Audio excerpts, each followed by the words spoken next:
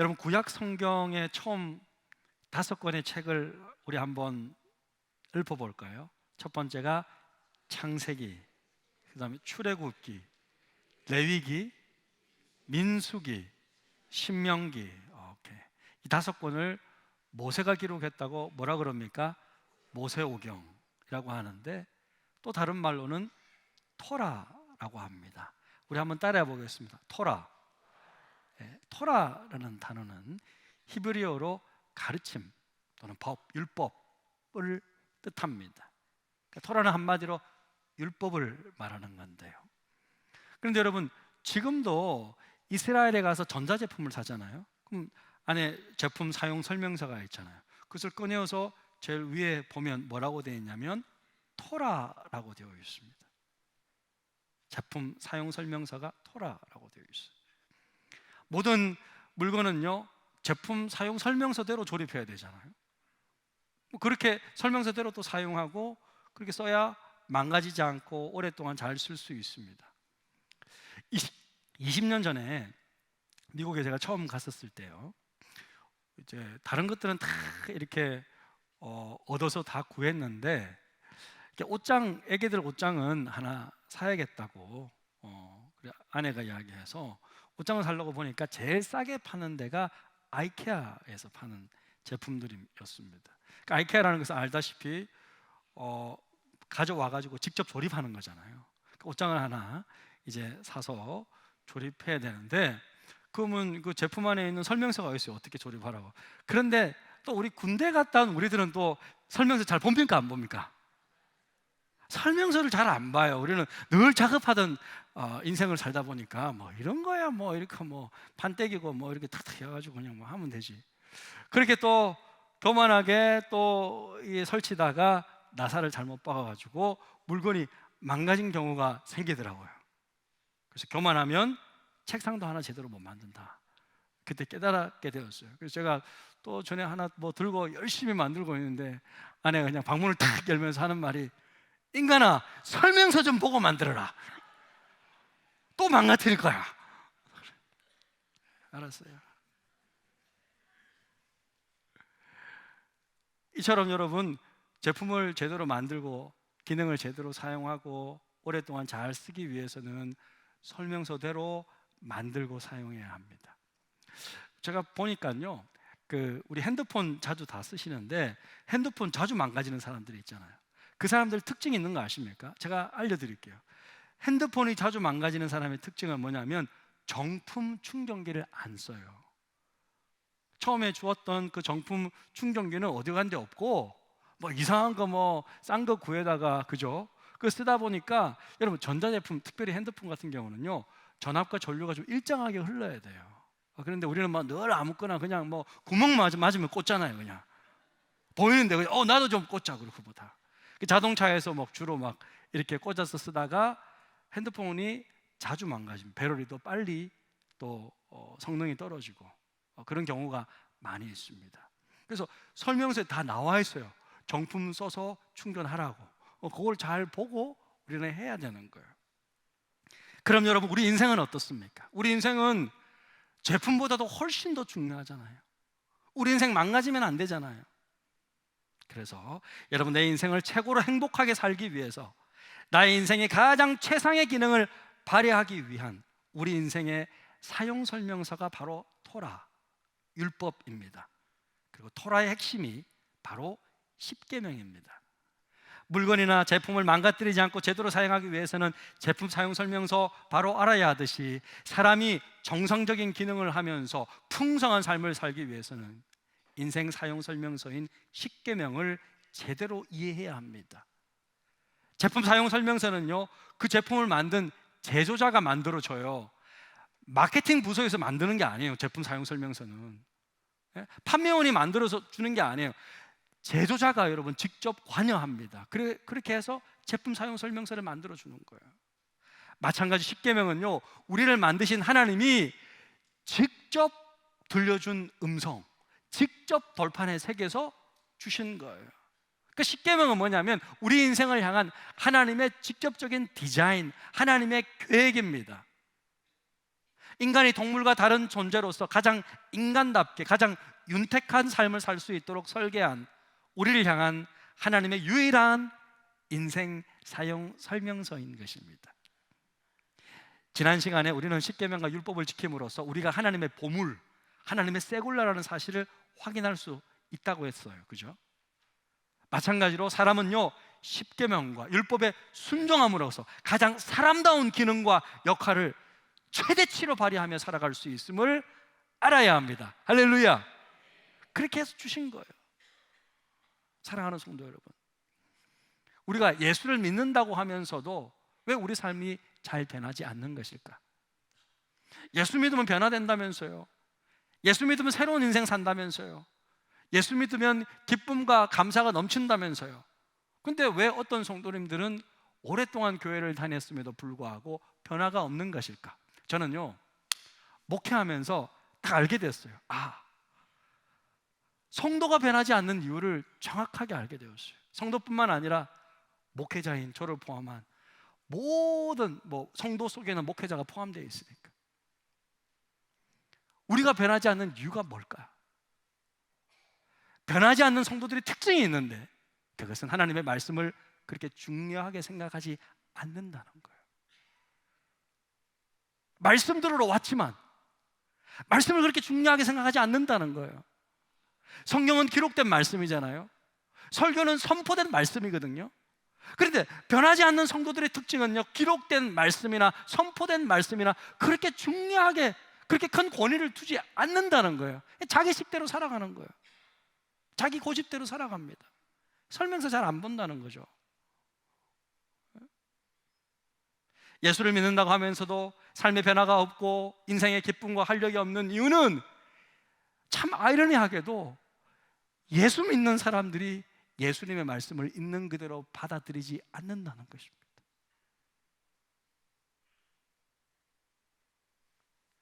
그래서 교회를 다녀도 하나님의 말씀을 자기 인생의 사용 설명서라고 믿지 않습니다. 믿지 않으니까 받아들이지 않겠죠. 그래서 자기 방식대로 그렇게 살다가 어떻게 돼요? 또 망가져요. 망가지면요, 두 가지 선택을 하는데, 첫 번째는 이렇게 선택을 하더라고요. 교회를 내가 다니고 예배도 이렇게 드리고 그런데 하나도 바뀌는 거 없네. 기쁨이 생기고 새로운 삶을 산다면서 하나도 변화도 없네. 근데 내가 왜 교회를 다녀? 그러면서 신앙생활을 포기하는 경우, 나를 돌아보지 않고 그냥 교회를 탓하고 하나님을 탓하고 예배를 탓하고 그냥 신앙생활을 포기하는 경우입니다. 근데 두 번째 경우가 있습니다. 내 방식대로 이렇게 인생을 살다가는 망가지는구나, 내 인생이 망가지는구나, 이렇게 다시 이제부터는 정말 하나님의 말씀대로 한번 살아봐야겠다, 말씀을 좀 배워봐야겠다, 좀 한번 읽어봐야겠다, 좀 공부를 한번 해봐야겠다, 그러면서 말씀을 사랑하고 말씀을 듣기 시작하는 경우라. 그때부터 우리 삶의 변화가 되기 시작합니다. 오늘 예배에 참석한 여러분 모두는 두 번째 경우처럼 하나님의 말씀을 내 인생의 유일한 사용 설명서임을 믿고 말씀을 따라 살아가는 복된 삶을 사시기를 주님의 이름으로 축복합니다. 아멘. 그래서 오늘은요, 십계명과 율법이 우리 삶에 어떤 기능을 하는지 그 율법의 중요한 세 가지 용도를 구체적으로 한번 배워볼까 합니다. 자, 십계명, 율법의 중요한 세 가지 기능이 뭐냐? 자, 이것을 좀 정리를 하는 게 좋을 것 같아요. 첫 번째는 여러분, 그것은 울타리 기능을 한다는 거예요. 펜스를 친다는 거죠. 울타리 기능이란 말 그대로 인생을 살아갈 때 선을 넘지 않도록 한계를 딱 경계를 정해주는 것입니다. 울타리가 이렇게 생겼잖아요. 펜스가 이렇게 치잖아요. 그죠? 우리는 양이잖아요. 그죠? 양이라고 그러잖아요. 그래서 양들 이렇게 딱 더 이상 넘어가지 않도록 딱 울타리를 쳐주는 거죠. 사람을 창조하신 하나님은요, 우리 인생의 행복을 위해서 할 수 있는 것, 할 수 없는 것 구별해 주셨습니다. 우리를 자유롭게 살 수 있도록 해 주셨지만 나와 타인의 행복과 안정을 위해서 넘어서는 안 되는 규범을 딱 정해 주셨다는 거죠.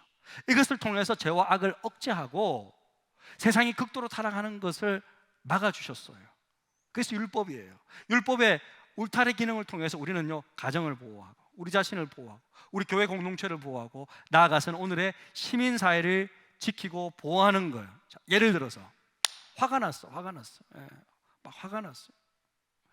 2부 때도 제가 좀 화가 나지는 않았지만 기분이 좀 안 좋은 게 있었어요. 막 설교를 시작하자마자 바로 주무시기 위해서 바로 설교 딱 시작하는데 곧바로 이렇게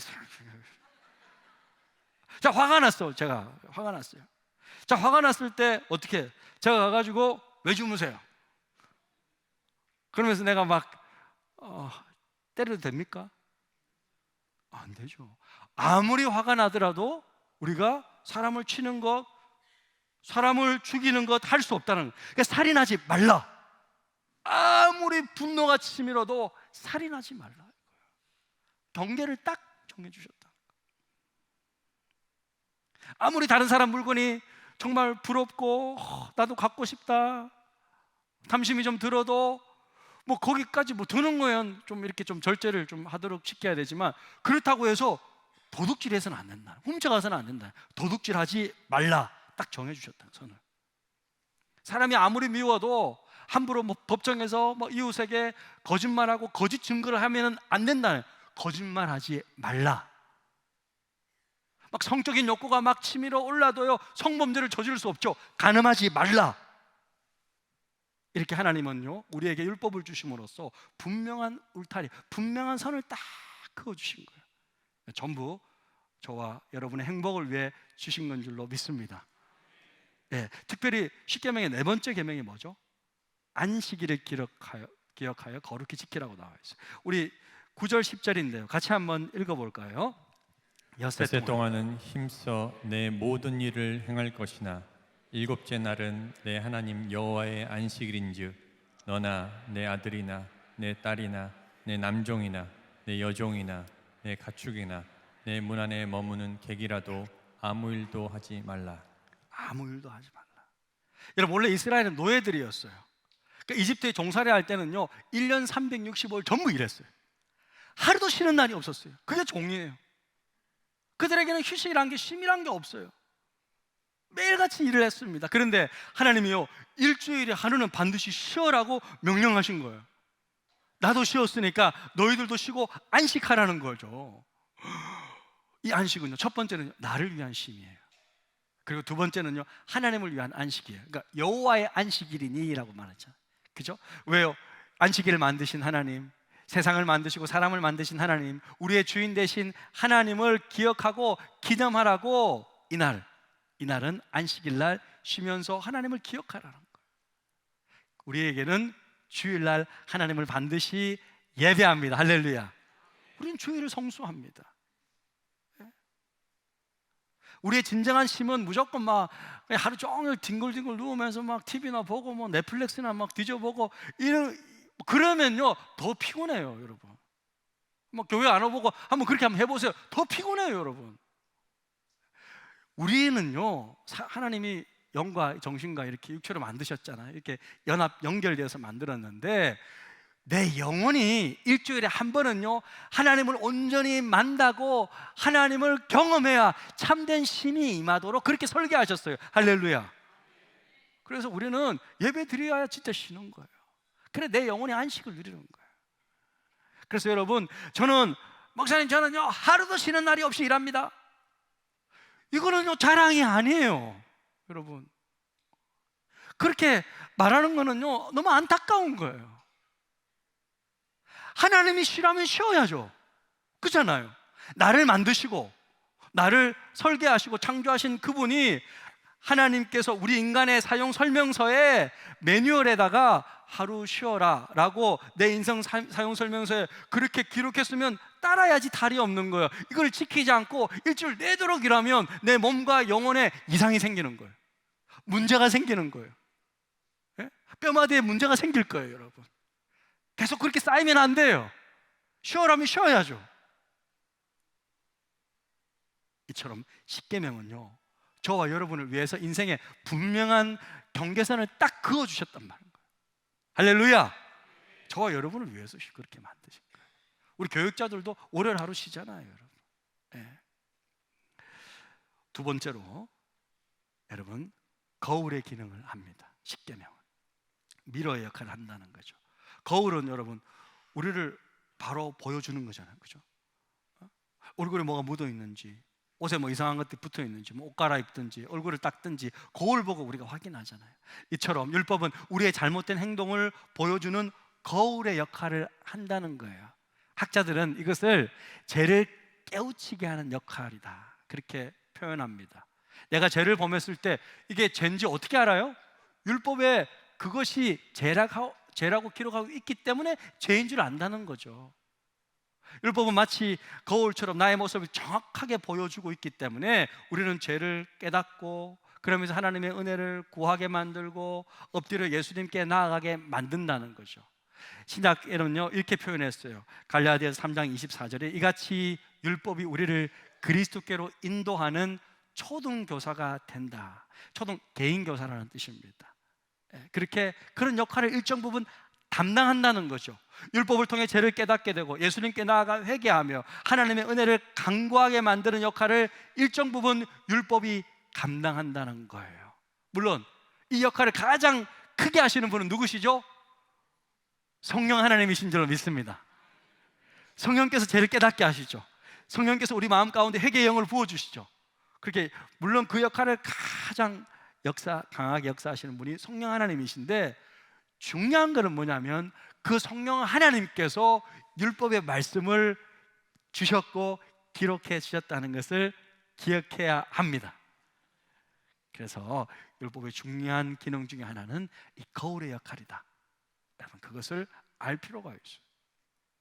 그리고 마지막으로 율법의 가장 중요한 역할, 이게 가장 중요한 건데, 세 번째로는 여러분 빛의 기능을 한다는 거예요. 라이트, 빛을 비춘다는 거죠. 율법은 빛과 같이 우리 삶의 길을 비춰주시고 인도해 주신다는 거예요. 이것이 율법의 가장 주된 역할이고 하나님께서 율법을 주신 목적이기도 합니다. 우리 시편 119편 105절에는요 이렇게 말하고 있어요. 주의 말씀은 내 발의 등이라는 거예요. 내 길의 빛이라는 거예요. 어두운 밤길에 여러분 자동차를 운전할 때 헤드라이트 불빛을 켜야지만이 갈 수 있잖아요. 불빛 없으면 못 가요.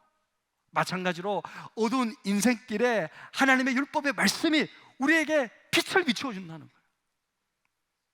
한 번도 살아가지 않는 인생이잖아요. 네? 모두가 지금 처음 내 나이 때는 살아가는 인생이잖아요. 어떻게 살아가야 되냐고요. 말씀을 따라, 말씀을 쫓아 살아갈 때 가장 안전한 길로, 가장 바른 길로 인도함 받아 살아갈 수 있다는 말씀입니다. 하나님의 율법의 말씀은요 내 영혼을 살리고 내 정신을 차리게 만들고 내 눈을 밝게 만들어서 가장 지혜로운 선택과 삶을 살게 해줍니다. 그래서 다윗은요 시편 19편에서요 율법의 말씀을 이렇게 찬양하는데요, 우리 같이 한번 읽겠습니다. 여호와의 말씀은 완전하여 영혼을 소생시키며 여호와의 증거는 확실하여 우둔한 자를 지혜롭게 하며 여호와의 교훈은 정직하여 마음을 기쁘게 하고 여호와의 계명은 순결하여 눈을 밝게 하시는도다. 할렐루야, 할렐루야, 아멘. 여러분 그런데요 십계명의 말씀을 보면요 무엇을 하라라는 긍정적인 명령이나 말씀보다 대부분 뭐뭐 하지 마라라는 부정적인 명령이 주로 있어요. 그죠? 첫 번째, 다른 신을 두지 마라. 어떤 형상도 만들지 말라. 여호와의 이름을 망령되이 부르지 말라. 안식일은 거룩하게 지키라고 했지만 또 일하지 말라. 부모를 공경하라고 했지만 살인하지 마, 간음하지 마, 도둑질하지 마, 거짓말하지 마, 훔치지 마, 탈취하지 마. 하지 말라는 게 너무 많아요. 막 잔소리 같아. 막 진짜 막 뭐 이렇게 하지 마. 그래서 어떤 사람은 하지 말라는 게 너무 많아가지고 교회 못 가겠어요.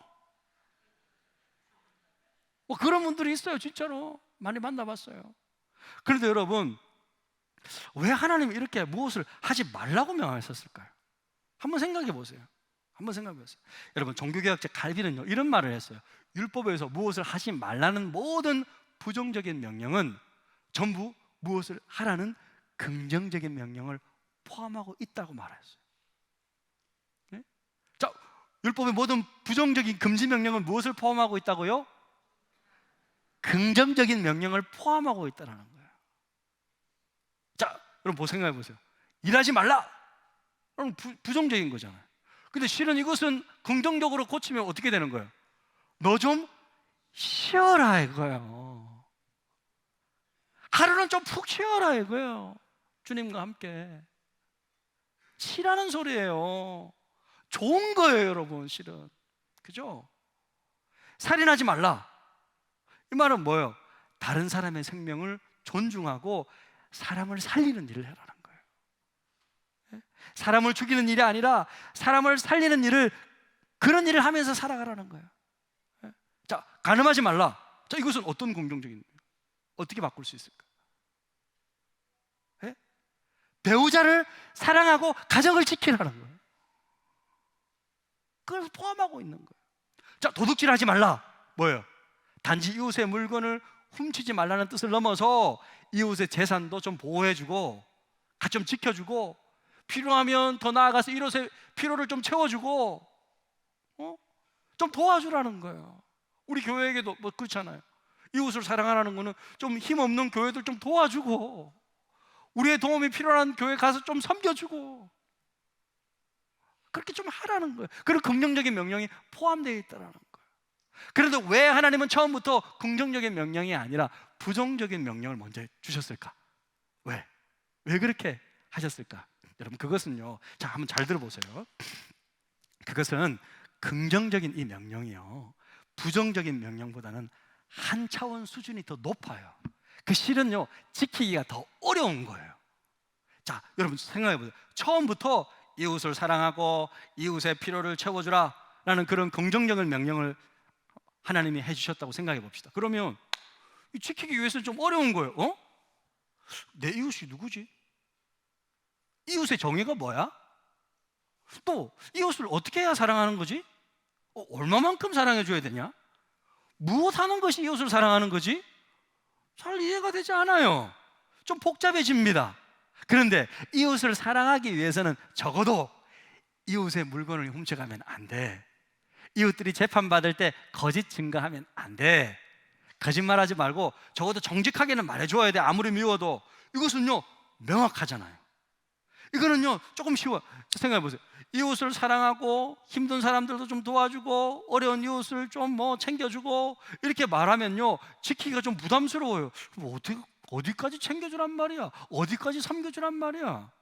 그런데 도둑질하지 마, 거짓말하지 마 하면 이 정도는 내가 할 수 있지. 이 정도는 내가 지킬 수 있지. 쉽네. 거짓말 안 하면 되지. 도둑질 안 하면 되지. 이렇게 쉽게. 그래, 하나님이요, 우리에게 부정적인 명령을 먼저 주셔서 율법의 문턱을 낮추신 거예요.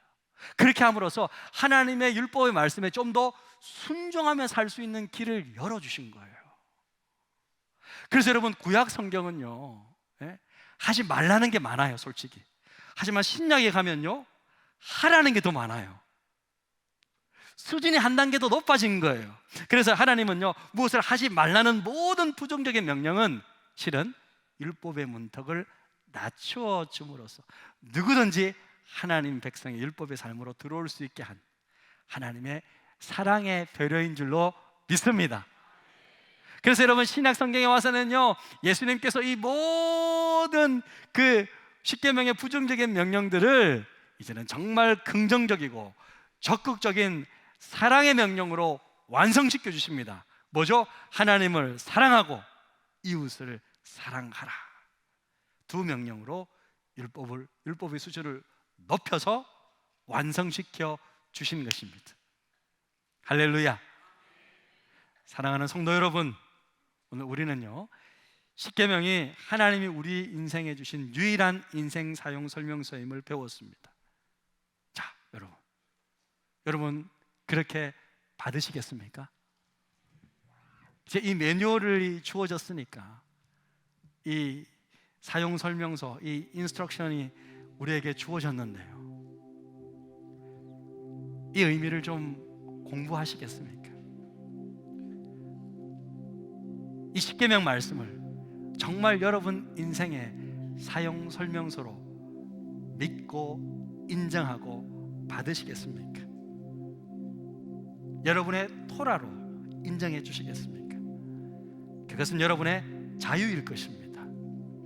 하지만 여러분, 십계명과 율법의 말씀을 제대로 알고 순종하며 살아간다면 여러분의 인생은 가장 행복하고 여러분의 은사와 능력이 가장 아름답게 최대치의 역할을 발휘하며 살아가게 될 것입니다.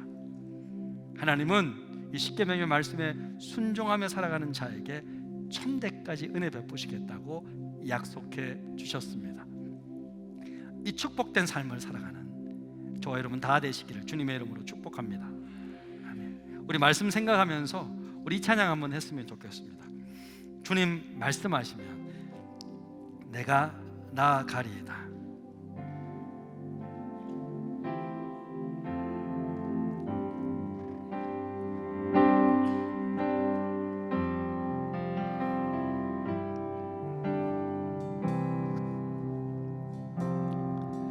주님 말씀하시며 내가 나아가리다.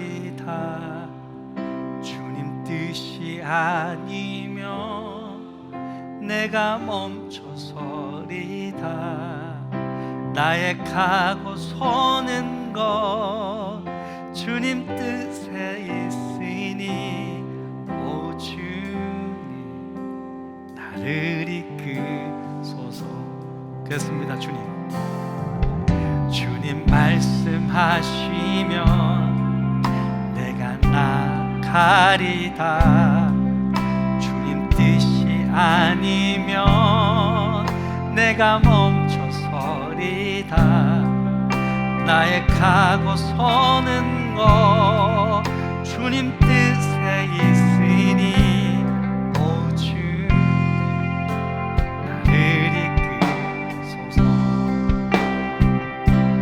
뜻하신 그곳에 나 있기 원합니다. 이끄시는 대로 순종하며 살리니 연약한 내 영혼 동하여 일하소서. 주님 나라와 그 뜻을 위하여 뜻하신 그곳에 나 있기 원합니다. 이끄시는 대로 순종하며 살리니 연약한 내 영혼 동하여 일하소서. 주님 나라와 그 뜻을 위하여 뜻하신 그곳에 나 있기 원합니다. 뜻하신 그곳에 나 있기 원합니다. 아멘. 이끄시는 대로 순종하며 살리니 연약한 내 영혼 동하여 일하소서. 주님 나라와 그 뜻을 위하여 오 주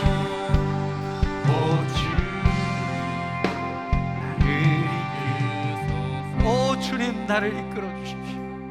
오 주님 나를 이끌어